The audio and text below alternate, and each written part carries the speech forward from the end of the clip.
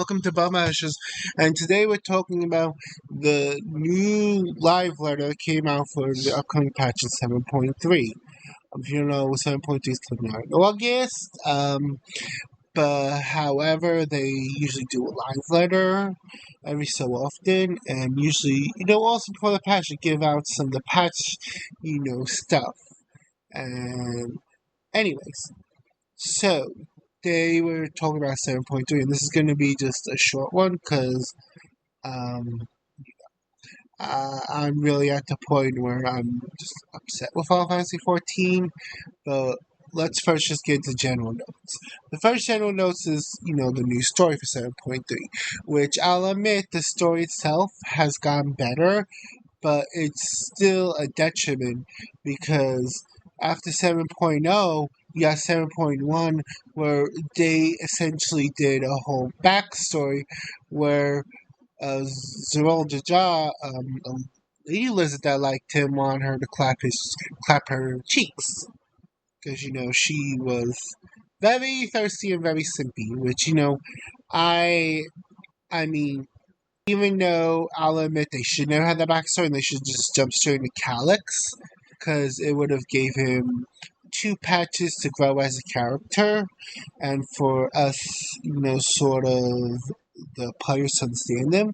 I do like the idea of a female being a simp because usually men, but I think anyone can be sort of a simp in that sense because love and lust makes you do crazy things.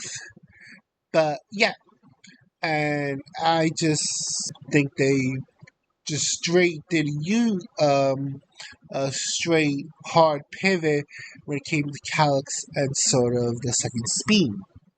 Because either one, they didn't have enough content and they should have spaced it out. I think this is a lot of critique videos I've seen, and I agree they should space it out and have sort of 7.0 going to 7.1, where at the end of 7.1 you fight Speen, the first Speen. But it just seems like a really hard pivot, in my opinion. And it's sort of like if you ever played Mario Kart or any other racing game where you're trying to do a tough turn while also drifting and you're falling off the track. That's sort of what this is, in my opinion. And then they also announced a new deep dungeon, which the mountain is like this rainbow bush, and a chandelier looks like.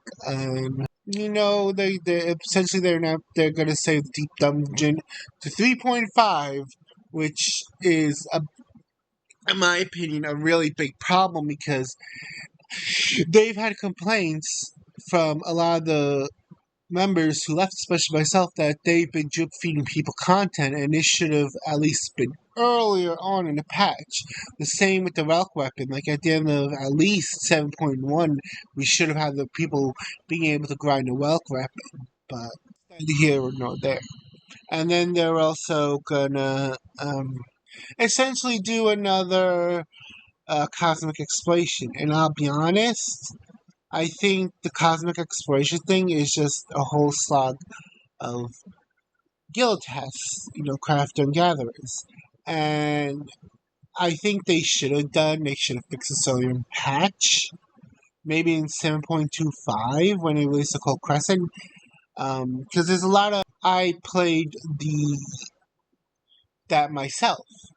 And it wasn't that bad. It's just very heavy RNG for rewards. Like they use a lottery system, which, from my understanding, like that stuff's very popular in Japan. But for me, it's like change this up because you also did a lottery system in Ishgard. With Ishgard, they essentially had it where you get the mounts with a certain number of the tickets. The To get the mount in Cosmic Exploration, you gotta do the lottery system, which is just straight up RNG. Which I don't think. Like I get maybe some of the cosmetic stuff, yes, but for amount that everyone's fighting for, I think it should be set for a higher amount of the totems. Any of the gathering missions are just bulk themselves because once you get higher, it's either very heavy RNG, just don't make it in time because you're always walking and the nodes are so far away. Just this issue in 2.5 or make a small half fix just to fix this issue instead of making players wait to 3.0. My overall feedback with this whole thing. They're going to do a new cosmic exploration area, which they're probably not going to fix until next patch when it's 7.4. Where's the standards, Final Fantasy? And I know people can say, but Mateo, you're being negative to, to Square Enix. It's like, yes, I am being negative to Square Enix. It's my right as a customer who pays $12 a month. I mean, $15 a month, and then has to pay for every expansion, and then also occasionally buy some of the cosmetics. I do have a right as a customer to say, hey, look, I don't like this with Final Fantasy XIV. And that's why I also hate this attitude within the community, is that we should just be grateful for what the devs give. I understand they work hard, and there's a way to give constructive criticism, and that I agree with constructive criticism.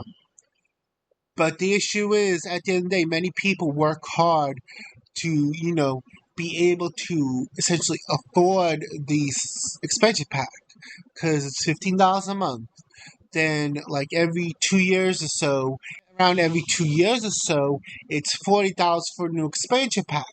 So I understand why people are kind of peeved because it's their hard-earned money going down the drain for share content. Predict, even though I'll be honest, I'm really turned off by Final Fantasy, which I'll get into in a sec. Predict 7.3 will be another content drop.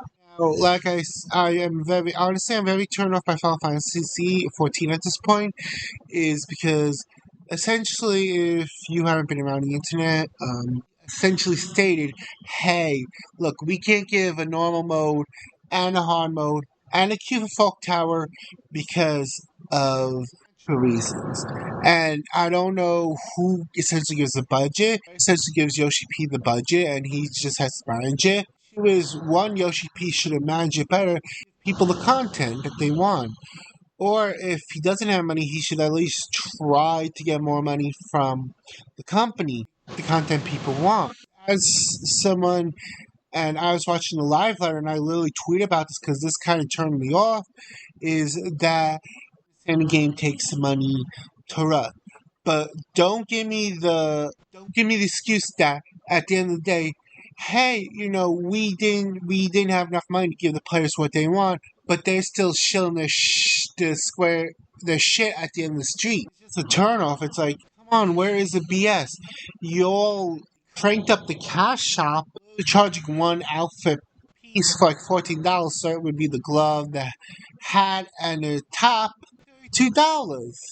And I'm sure there are people who buy it. Yoshi-P needs to really, really do an audit of him and his team and Creative 3's team. And whoever's not performing, just got to be cut at the end of the day. Because Fantasy 14 is in a free fall right now. And is essentially Final Fantasy's Shadowlands expansion. At the end of the day, WoW recovered sort of ish, do a lot. And I think Final Fantasy 14 can recover, and this is probably why I'm being so hard on it. They gotta make a lot of tough choices and cut some people who are essentially damaging the brand and game. Instead of half-baked apologies to us, I'll be honest, it really is half-baked sometimes. Sorry they want to pull the same nonsense again. We need to listen to the customers who are voicing essentially their, and not just the super positive ones, but the ones who are being real with them and saying, hey, look, this is what I don't like. Expansion pack, especially if it means, and boy, if Final Fantasy 14 Twitter finds this episode, they're gonna be mad, but I don't care. I'm gonna say it. That also means cutting Rook Lamont at the end of the expansion pack and giving her a good send-off instead of making her a sign because she's not a popular character. Please like and subscribe. I'll be honest, I'm taking yoshi-p's advice and playing other games. Anyways, stay healthy, stay hydrated, happy gaming, take care, bye. Thank you for listening. Forgot that part.